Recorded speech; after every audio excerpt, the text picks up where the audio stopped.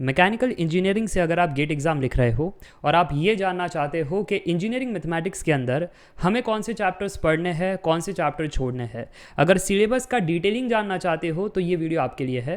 क्योंकि आज के वीडियो में हम डिस्कस करने जा रहे हैं GATE 2024 IISc Bangalore official syllabus for mechanical engineers. तो आप देख सकते हो इंजीनियरिंग मैथमेटिक्स के अंदर देखा जाए तो linear algebra, calculus, differential equation, complex variable, probability and statistics, numerical method, ऐसे 6 ही चैप्टर आपको दिखाई दे रहे हैं।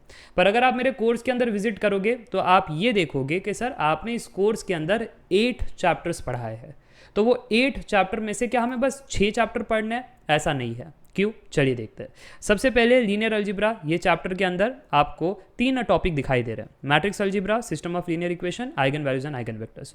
तो बहुत सारे स्टूडेंट सोचते हैं कि रैंक कॉन्सेप्ट तो है नहीं, आपने तो फिजूल में सर जी ये जो लेक्चर्स है इसके अंदर इतने इतने कॉन्सेप्ट सिखाए हैं। देखो डिटर्मिनेंट तो है नहीं, इन्वर्स तो है नहीं, रैंक तो है नहीं और मिसलिनियस कॉन्सेप्ट तो है नहीं, जैसे डीकम्पोजिशन और ऐसे और सारे कॉन्सेप्ट हो गए।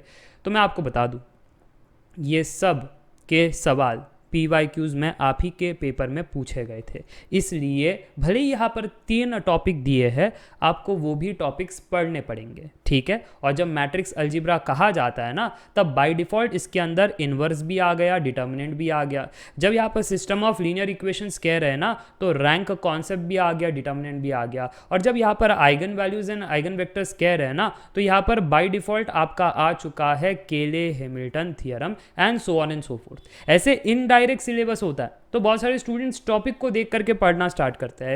ऐसे गलती आपको नहीं करनी है, ठीक है जी।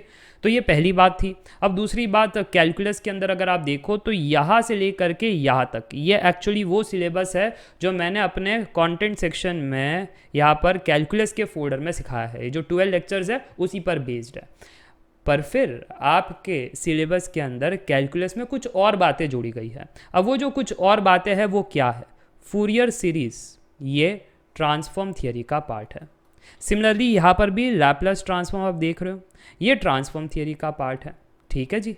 तो यहाँ पर इनडायरेक्टली ट्रांसफॉर्म थियरी ये चैप्टर है, ये तीसरा चैप्टर आपके लिए कैलकुलस के अंदर ही ये ट्रांसफॉर्म थियरी जोड़ दिया है, ठीक है। तो अगर आप मेरे इस कंटेंट सेक्शन में जाओगे अगेन और ट्रांसफॉर्म थियरी का फोल्डर ओपन करोगे, लेक्चर को अगर आप ओपन करोगे तो लैपलेस ट्रांसफॉर्म सिखाया गया है और फूरियर सीरीज सिखाया गया है। इसमें से सवाल आते हैं। मैकेनिकल के जो फ्रेशर्स बच्चे थे वो फंस चुके थे प्रीवियस ईयर, उनको लगा कि अरे सर जी ट्रांसफॉर्म थियरी तो हमारे सिलेबस में है ही नहीं, हम करके नहीं जाएंगे, और सवाल पूछ लिए गए थे। तो आपको ये सारी चीज़ पढ़ के जानी है, ध्यान रखना। चलिए, अब कैलकुलस के अंदर कुछ और बातें भी है। अब मैंने ब्लू में जो शेड किया है ना, वो है आपका वेक्टर कैलकुलस, ये आपका चौथा चैप्टर। अब तक तो मैंने ऑफिशियली देखा जाए तो लीनियर अलजेब्रा, कैलकुलस, ये 2 ही चैप्टर होने चाहिए, बट यहाँ पर हमने टोटल कितने चैप्टर देख लिए? 4। Linear algebra, calculus, transform theory and vector calculus, ठीक है। तो वेक्टर कैलकुलस भी आपको पूरा करना है, कुछ भी छोड़ना नहीं है। फिर आप ये 5th चैप्टर देख सकते हो, डिफरेंशियल इक्वेशन, जिसके अंदर ऑर्डिनरी डिफरेंशियल इक्वेशन भी है, पार्शियल डिफरेंशियल इक्वेशन भी है। तो फोल्डर का पूरा लेक्चर आपको करना है। फिर है complex variable, again complete chapter. Probability and statistics में ज़रा सा ध्यान रखना कि आपको जो मैंने क्लास में सिखाया है ना, यहाँ पर आप देख सकते हो प्रोबेबिलिटी एंड स्टैटिस्टिक्स। अगर आप लेक्चर ओपन करोगे तो आपको बेसिक्स भी मिल जाएगा, रैंडम वेरिएबल भी है, प्रोबेबिलिटी डिस्ट्रीब्यूशन भी है, स्टैटिस्टिक्स भी है, सब कुछ दिखेगा। फिर कोरिलेशन एंड रिग्रेशन दिखेगा, और जबकि आपके सिलेबस में तो कोरिलेशन रिग्रेशन है ही नहीं, ना कहीं मेंशन भी कर रखा है ना, पूरा अगर आप चेक करोगे तो नहीं किया है। पर फिर no correlation and regression, but in the previous year paper we have seen correlation and regression PYQ। Moreover they have not given MTA, yes marks to all नहीं दिया था। एक्सपेक्ट कर रहे थे कि ये तो आपको आना ही चाहिए। तो मेरा सुझाव रहेगा जी कि आप पढ़ लो, है ना। पढ़ इसलिए भी लो ताकि जब गेट एंड ESE, जनरली बच्चे दोनों एग्जाम लिखते हैं, तो ESE के अंदर तो कोरिलेशन रिग्रेशन पूछा जाता है, तो अभी पढ़ लो, काम आ जाएगा, ठीक है। और अगर आप DA पढ़ोगे, ML पढ़ोगे, या फिर अगर आप मशीन लर्निंग या आर्टिफिशियल इंटेलिजेंस ये फील्ड में जाना चाहते हो, तो उसमें भी ये कोरिलेशन रिग्रेशन आने ही वाला है। तो पढ़ लो, कोई नुकसान नहीं है।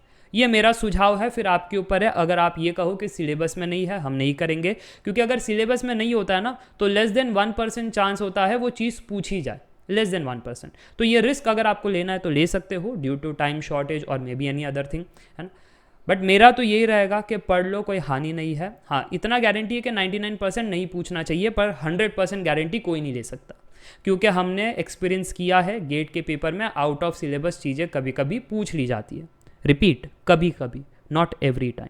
चलो इसी के साथ हम आगे बढ़ सकते हैं। 8th चैप्टर हमारा न्यूमेरिकल मेथड है। अगेन सब कुछ आपको पढ़ना है। तो इन शॉर्ट अगर आप मुझसे पूछो कि हमारे इस इंजीनियरिंग मैथमेटिक्स कोर्स के अंदर कौन से चैप्टर्स हमें पढ़ने हैं, कौन से छोड़ने हैं, सब कुछ आपको करना है। टोटल 8 चैप्टर मैंने कहे थे और टोटल 8 चैप्टर का काउंट यहाँ पर निकल करके आ रहा है विदाउट ओमिटिंग एनी टॉपिक। तो इसी के साथ ये वीडियो एंड करना चाहूँगा। I hope you enjoyed the video और आपको सब कुछ समझ में आ चुका है। जो मैं एक्सप्लेन कर रहा था कि इनडायरेक्ट सिलेबस कैसे होता है, क्या क्या चीज़ें हैं, कैसे हिडन चीज़ें दी जाती है, ये सब आपको ध्यान से देखना है। And that's it for today. Meet in the next video. Till then take care, bye for now, see ya bye.